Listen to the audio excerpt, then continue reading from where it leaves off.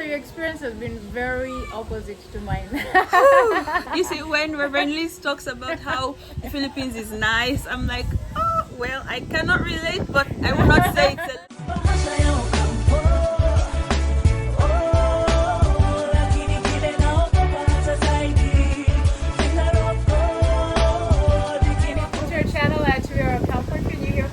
And subscribe to our channel, turn on notification bell. And today, as you've seen, two beautiful black women in Asia. As you can see, I am with Dr. Antoinette over here. Please introduce yourself. Hi! First of all, thank you so much. I just want to thank Reverend Liz for the opportunity to be here. Thank you so much. Oh, I'm really starstruck to be here because, oh my God, this is such a huge platform, and I honestly didn't think I was going to be here, but I'm so grateful. Thank you so much. I think I have made this comment over and over again on your channel that you make godly marriage so desirable. Thank you so much for being here. Thank you so much. And thank you for coming over to Tegaitai. Welcome to Tegaitai. You know, I feel like an ambassador of Tegaitai right now. But yeah, she brought me all the way here. So thank you so much for coming. Thank you. As we were just fellowshipping, we interestingly found out that we have very different perspectives about food and our experiences. In fact, I remember that I asked you, no, I posted on Instagram because I could not find a napkin for the period, you know. Like, these are just some of the challenges we're going through as black girls here in Asia, here in the Philippines, to be exact. I found this, the napkins were so small, like I felt that like they were for drinking or something. So she has not started, but they were really, really tiny. And I don't even have a heavy flow, but I couldn't. So I posted a picture on Instagram stories. I'm like, man, this is what I'm working with. And you I think it was the Blue Sisters you posted. Yeah, I don't really know it was but you helped me out. I know you're all like, the brands you're now. like, check this out. I've tried them. You're like, please check this out. I'm for sure the one you told me to check out was amazing. You helped my life. Like my life. Thank you. Became better. I was training every month. I'm like even I didn't want to go places because I don't know if I'm gonna sit and the tiny napkins. Anyway, so. You've been in Philippines for? I've been in the Philippines for plus or minus 6.5 years. Because I cannot say exactly 6.5 because during the pandemic I went home for a year and a half. So let's just say 5 years. And you were studying here. What did you study? I studied medicine in Cebu City. I first of all I had my pre-med in biological sciences for 2 years in the University of the Visayas, and then I had medicine for 4 years still under the University of the Visayas, Bullias College of Medicine. So how was your experience as a foreigner? Apologies. Thank you. Moving on. Apologies too. So the wind has decided we are not going to win. But anyway, as you were saying, so how has your experience been as a foreigner student in the Philippines? Okay, I think I'm going to start from the beginning. The first time I came to the Philippines, one of the things that I heard was that Filipinos are warm, the Philippines is hospitable. So I heard a lot of that, but I also heard from the beginning as well. Okay, let me start from the hospitability. So there was, when you come, everybody's really fascinated because most Africans, when they come here the first time, they're always on the long braids. So everywhere you go, people really want to touch your hair. And so I had that experience, and to be honest, I felt it was really nice that people were interested in my hair. But after that, I think that's like the nicest thing that I experienced. The rest will be that when you get into a jeepney, people close their nose. And interestingly, I talked about this on my channel. And when I talked about it, one of the things that people were saying was, oh, the Filipinos are used to a particular fragrance, and so maybe your perfume is too harsh. But to be honest, I just don't think that was it. Tell us about your channel before we proceed any further. Okay, so my channel is my name, Antoinette Oguma. Interestingly, I didn't introduce myself. So my name is Antoinette, and my channel is Antoinette, my first name and my surname.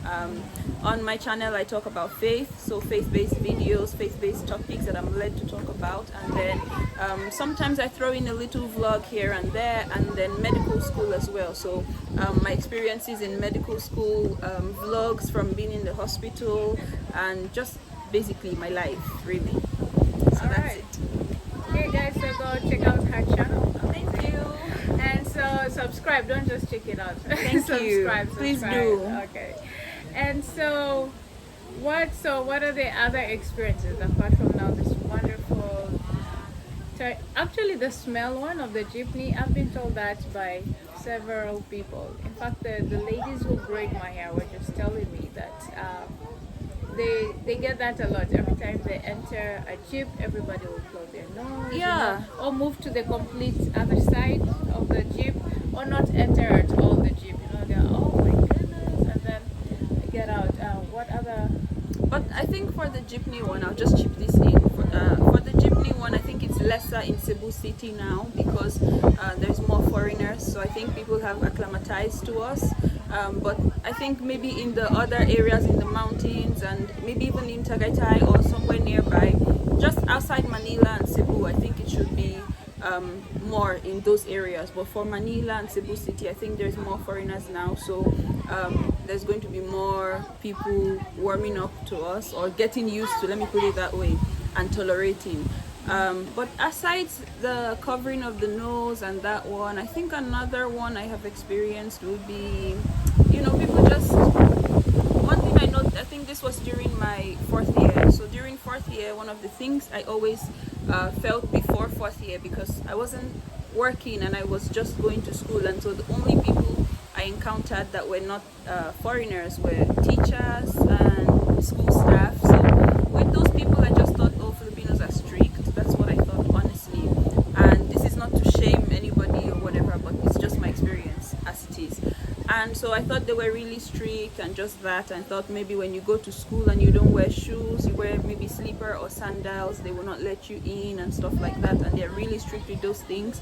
And so even when I was coming back to the Philippines last year, one of the things I was telling my mom is that you cannot really predict how nice Filipinos will be. So instead of you to go to be done with 4th year in your country and then go back to the Philippines and say you want to graduate, and they start telling you we cannot allow you graduate because you didn't do this yet or something like that, it's much better to just come here and do it. So that's why I came.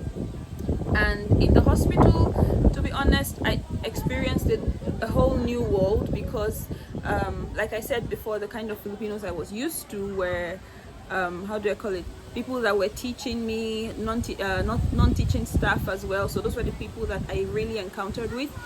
But now coming to the hospital, you're meeting people who you need. They don't need you, or maybe they need you to do a little work here and there, but you need them more because if you want to graduate, those people have to sign. And so one of the things that I noticed was that the hospital environment was way, I don't know if harsher is the correct word, but they were way stricter than the other ones I had met before.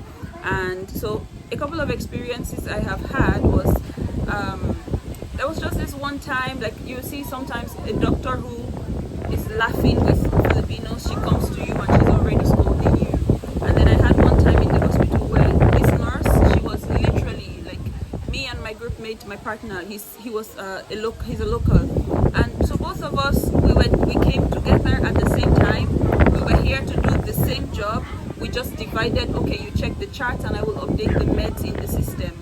And the nurse was laughing with him, chatting with him, and when she turns to me, she's really strict, like, when you're shouting at your child for doing something wrong, that's how she was acting towards me. And she would turn again to my classmate and she would chat and gist and laugh and banter, and then she would turn to me and one of the things I noticed is that when they encounter, most, not all, because I experienced nice doctors and nurses as well, but most of them, when they encounter you as a foreigner, they expect you to do more to prove yourself, because I think they already have this general mindset that with foreigners you have to teach them this, and even when you teach them they don't know, so things like that, they already see you as someone who is dull.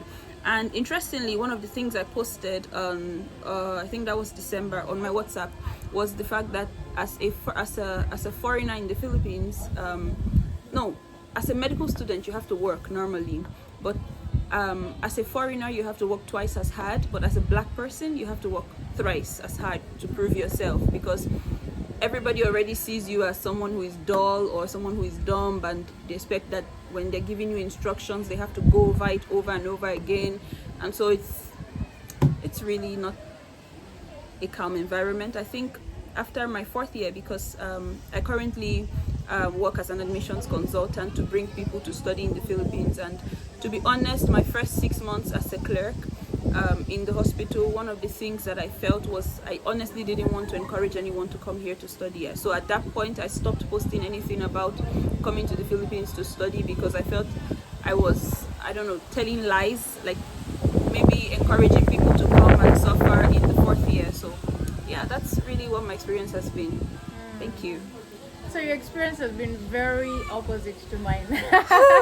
You see, when Reverend Liz talks about how the Philippines is nice, I'm like, oh, well, I cannot relate, but I will not say it's a lie, because I know that over the years she's been talking about how great her family is. So I can give them the credit for that. Personally, it's just not the family, because generally, even when I go anywhere, it is always a positive racism, if there's anything like that. When you go alone?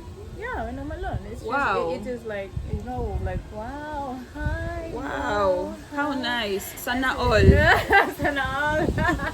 I always have these positive vibes with Filipinos around me wherever I am, you know. Even if my husband leaves me somewhere, by the time he comes back, I have like 4 or 5 people taking pictures with me. And it's not because they're single. Alright, so unfortunately we got cut off. Technology wise, we do not know what happened to that video.